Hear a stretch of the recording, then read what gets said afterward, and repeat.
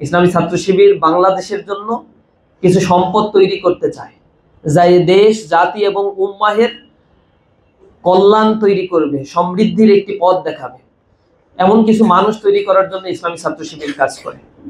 তারই ধারাবাহিকতায় দেশের যারা সম্মানিত ব্যক্তি, হাফেজে কোরআন এটা নর্মাল কোনো বিষয় না। আল্লাহ রাব্বুল আলামিন সবাইকে এই কোরআন মুখস্থ করতে দেন না। শয়তানকে আল্লাহ রাব্বুল আলামিন কোরআন শোনা থেকে বিরত রাখেন। আল্লাহ রাব্বুল আলামিন ভালো মানুষ ছাড়া কোরআনকে সিনার মধ্যে প্রতিস্থাপন করান না। যত্রতত্র কোরআনের খেদমত আল্লাহ রাব্বুল আলামিন নেন না। আল্লাহ রাব্বুল আলামিন তাদের মাধ্যমেই এই কোরআনকে আপহোল্ড করেন, বিজয়ী করেন, যারা এই কোরআন ধারণ করার জন্য উপযুক্ত। আল্লাহ কোরআন শরীফের ভিতরেই সেটা বলেছেন। কোরআনকে নাজিল করার পরে এটা পাহাড়ের উপরে রাখা হয়েছিল, কিন্তু পাহাড় ঝলসে গিয়েছিল, কিন্তু এর ভারটা সে বহন করতে পারে নাই। মানুষের উপরে দেওয়া হয়েছিল, মানুষ এই দায়িত্ব বহন করার মতো করেই আল্লাহ রাব্বুল আলামিন তাকে তৈরি করেছেন। সুতরাং যে মর্যাদা আল্লাহ রাব্বুল আলামিন আমাদেরকে দান করেছেন, সেজন্য আমরা মহান রবের প্রতি কৃতজ্ঞ। আমরা কায়মনোবাক্যে মহান আল্লাহ রাব্বুল আলামিনের শুকরিয়া আদায় করছি, আলহামদুলিল্লাহ।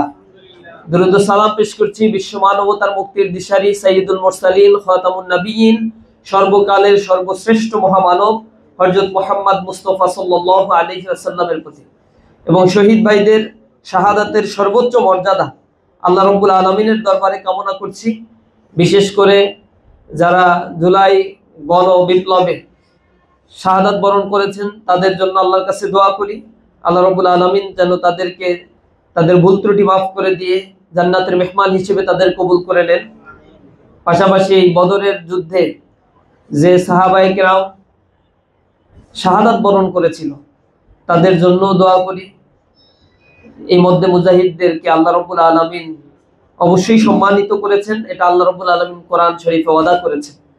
আমরা সেই পথে যেন নিজেদেরকে পরিচালনা করতে পারি। প্রিয় ভাইয়েরা, আজকে এক ঐতিহাসিক দিন।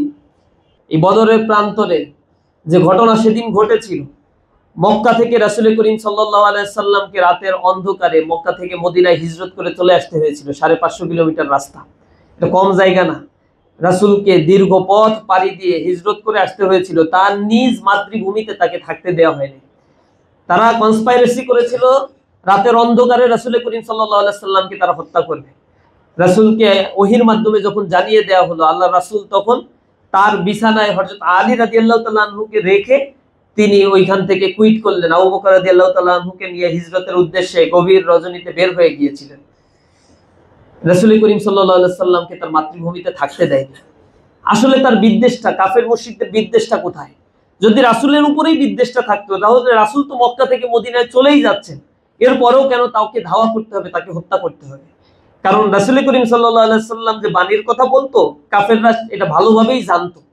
কারণ এই বাণী যদি একবার বিজয়ী শক্তি হতে পারে, তাহলে পৃথিবীর এ মাথা থেকে এক কোণা থেকে আরেক কোণা পর্যন্ত তাদের কোনো অস্তিত্ব অবশিষ্ট থাকবে না। মক্কায় প্রাথমিক পর্যায়ে আল্লাহ রাসূল যখন দাওয়াতি কাজ করতো, তখন সেই দাওয়াতে সাড়া দিয়ে যারা ঈমান আনতো, তাদের মধ্যে ছিল কুমার, কামার, দাস শ্রেণীর মানুষেরা। সুমাইয়া রাদিয়াল্লাহু তাআলা আনহা, আম্মার, ইয়াসারের মতো লোকজন, যাদের সোশ্যাল কোনো ভ্যালু ছিল না, যাদের কোনো প্রপার্টি ছিল না, এই মানুষগুলো ইসলাম গ্রহণ করার পরে তাদের উপরে নির্যাতন চালানো হয়েছে। এটা কি ধরনের জুলুম! যে একটা দাস, তার কোনো সামাজিক অবস্থান নাই, কিন্তু সে লা ইলাহা ইল্লাল্লাহ পড়ার কারণে তার উপরে নির্যাতন চালানো হচ্ছে। তার মানে আমরা লা ইলাহা ইল্লাল্লাহ এর ওয়েট বুঝতে না পারলেও এই কোরআন নাজিল হওয়ার পর থেকেই কাফের মুশরিকরা বুঝতে পেরেছে যে এর ওজনটা আসলে কত বড়। যে কোরআন নাজিল হচ্ছে, এই কোরআনের ওয়েটটা কত বড়, এটা তারা ভালোভাবেই উপলব্ধি করতে পেরেছে। এজন্য অঙ্কুরে বিনষ্ট করে দেওয়ার জন্য তারা উঠে পড়ে লেগেছিল।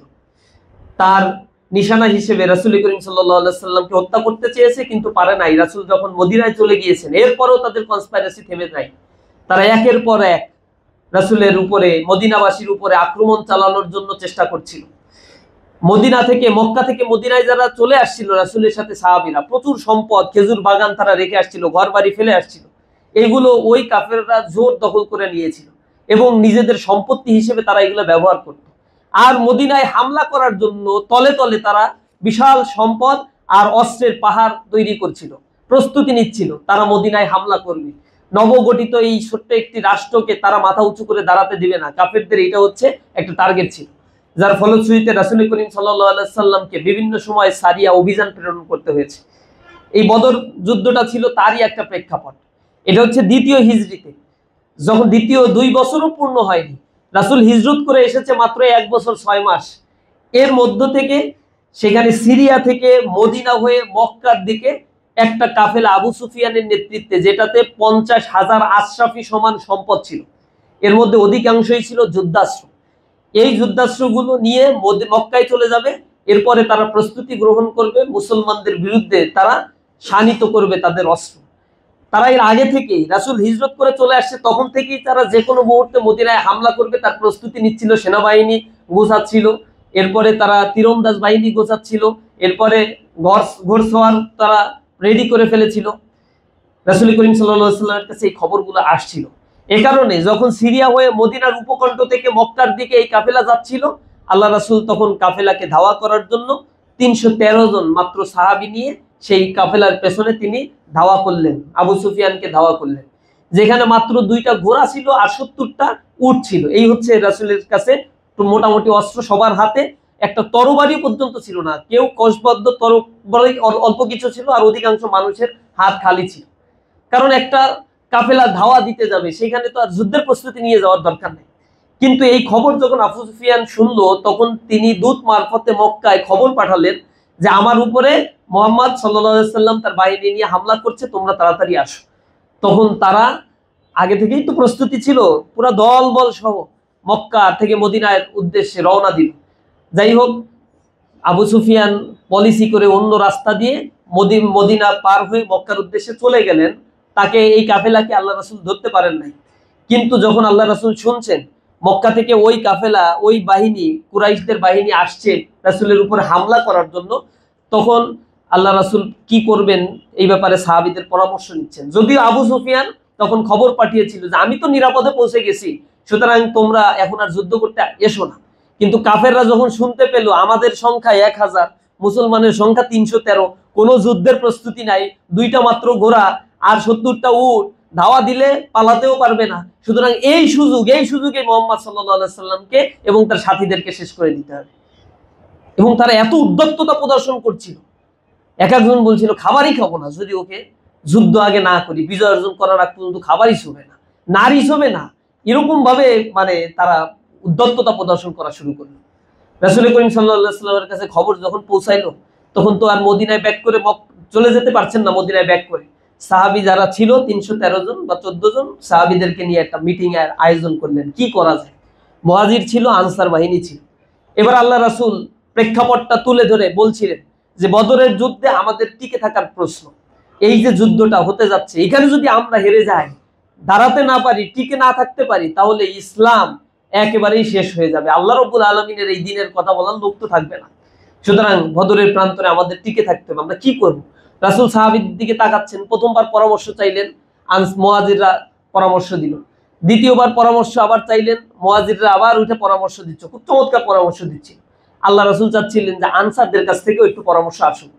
তৃতীয়বার যখন আবার পরামর্শ চাইলেন, আনসাররা বুঝতে পারলো যে আল্লাহ রাসূল আমাদের কাছ থেকে কিছু শুনতে চাচ্ছেন। তখন আল্লাহ রাসূলকে ইন্ডিকেট করে আনসার সাহাবীরা দাঁড়িয়ে বললেন যে আপনি আপনার জন্য তো সবই দিয়ে দিয়েছি আমরা, আপনি আপনার জন্য যুদ্ধ করতে প্রস্তুত রয়েছি।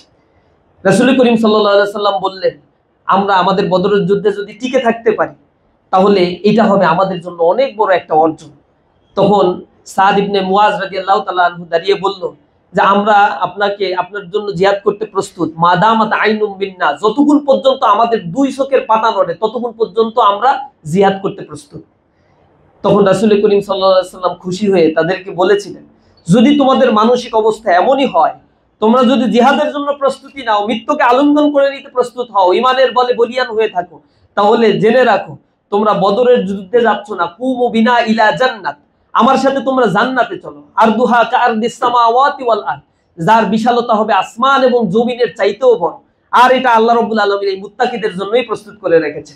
সুতরাং তোমরা চলো আমাদের সাথে জিহাদের ময়দানে, না, এটা হচ্ছে কুমু বিনা ইলা জান্নাত, জান্নাতের রাস্তায় তুমি আমাদের সাথে চলো। তখন এই কথাগুলো শুনে সাহাবীদের মধ্যে এমন আশ্চর্যান্বিত একটা পরিবর্তন আসলো। বুখারী শরীফের হাদিসের মধ্যে আসছে যে হযরত মিকদাদ রাদিয়াল্লাহু তাআলা আনহু দাঁড়িয়ে তিনি খেজুর খাচ্ছিলেন, আর একটা সময় দাঁড়িয়ে এই কথা শোনার পরে তিনি অকলা বাকবাক, তিনি মানে আঞ্চলিক একটা শব্দ ব্যবহার করে বললেন, মা আহসানাকা আই মা আজাবাকা, আপনি কত চমৎকার কথা বলছেন, কত সুন্দর কথা বলছেন, জান্নাতে যাব, বদরের প্রান্তর জান্নাত, সুতরাং এটার জন্যই আমি প্রস্তুত। তখন হাতের খেজুরগুলো সে ছুঁড়ে ফেলে দিল, ছুঁড়ে ফেলে দিয়ে বললো যে আমি প্রস্তুত, চলেন আমরা জান্নাতের দিকে রওনা দেই। এবং এমন জায়গায়, ওই যে লোহিত সাগরের কোনো এলাকাও যদি পাড়ি দিতে হয় আপনার সাথে, আপনি বলেন সেদিকে আমরা পাড়ি দিতে আপনার জন্য প্রস্তুত রয়েছে। তখন আল্লাহ রাসূল সাহাবীদেরকে উদ্দেশ্য করে বললেন যে চলো জিহাদের জন্য আমরা প্রস্তুত হই। এই বদরের প্রান্তরে সাহাবারা ইমানের বল ছাড়া আর কোনো বল ছিল না, কার্যত কোনো প্রস্তুতিই নিয়ে আসেন নাই, সামরিক কোনো প্রস্তুতি নাই একটা সুসজ্জিত বাহিনীর বিরুদ্ধে। কিন্তু আল্লাহ রাব্বুল আলামিন সবসময় এই ইমানের পরীক্ষাটা দেখতে চেয়েছিলেন। এ কারণে আল্লাহ রাব্বুল আলামিন কোরআন শরীফের ভিতরে সূরা আল ইমরানের ভিতরে বলছেন, ওয়ালাকাদ নাসারাকুমুল্লাহু বিবাদরি ওয়া আনতুম আযিল্লাহ ফাত্তাকুল্লাহা লাআল্লাকুম তাশকুরুন। আমি তো তোমাদেরকে সহযোগিতা করেছিলাম ওই বদরের প্রান্তরে, যখন তোমরা খুবই দুর্বল অবস্থায় ছিলে। সুতরাং ফাত্তাকুল্লাহ, আল্লাহকে তোমরা ভয় করো, আর জেনে রাখো লাআল্লাকুম তাশকুরুন, সম্ভবত তোমরাই কৃতজ্ঞতা গুজারীদের অন্তর্ভুক্ত হবা। আল্লাহ রাব্বুল আলামিন তখন ফেরেশতা নাজিল করেছিলেন। কোরআন শরীফের ভিতরে বলা হয়েছে 1000 ফেরেশতাদেরকে দিয়ে আল্লাহ রাব্বুল আলামিন সহযোগিতা করেছিলেন। সাহাবীদের হাতে তরবারি নাই, কাফের আসছে তরবারি নিয়ে, আল্লাহ রাসূল তাদেরকে খেজুরের ডাল কেটে তারপরে হাতে ধরিয়ে দিয়ে বলছেন যে যাও, this is your weapons, you can fight. এটা নিয়ে যাওয়ার পরে সে অবাক হওয়ার মতো না, সে ওই তরবারি দিয়ে, এই খেজুরের ডাল দিয়ে তরবারির উপর আঘাত করছে, তরবারি ভেঙে যাচ্ছে, খেজুরের ডালের কিছু হচ্ছে না। কাফেররা আক্রমণ করতে আসছে, এক একজন সাহাবীর পিছনে দেখছে যে বিশাল বড় বড় সাদা কাপড় পরা কারা দাঁড়িয়ে আছে। কাফের দৌড় দিয়ে আসে, আবার উল্টা দিকে দৌড় দিয়ে পালায়। তার অবাক হয়ে যায় যে কারা এইগুলো যুদ্ধ করছে, বুঝতে পারছে না। আল্লাহ রাব্বুল আলামিন এই কারণে বলেছেন, লাকাদ নাসারাকুমুল্লাহু ফি মাওয়াতিনিন কাসীরা, অনেক যুদ্ধের ময়দানে, অনেক যুদ্ধের প্রান্তরে তোমাদেরকে আমি সহযোগিতা করেছিলাম। যখন তোমরা দুর্বল অবস্থায় থাকো, তখন তোমাদেরকে সহযোগিতা করার দায়িত্ব আল্লাহ রাব্বুল আলামিনের উপরে বর্তায়। আল্লাহ রাব্বুল আলামিন তখন সহযোগিতা করে। এই যে বদরের প্রান্তরে আল্লাহ রাব্বুল আলামিন এই অসম যুদ্ধে যে ঈমানদারদেরকে আল্লাহ রাব্বুল আলামিন বিজয় দান করেছিলেন, এটা শুধুমাত্র ওই 313 জন সাহাবী একেবারে নির্ভেজাল ভাবে আল্লাহর উপর ঈমান এনে ওই দাঁড়িয়ে থাকার জন্য। সুতরাং সেই ঈমানের বলে যদি আমরা এখনো বলিয়ান হতে পারি, আল্লাহ রাব্বুল আলামিন যে কোনো সময় আমাদেরকে বিজয় দান করবেন ইনশাআল্লাহ।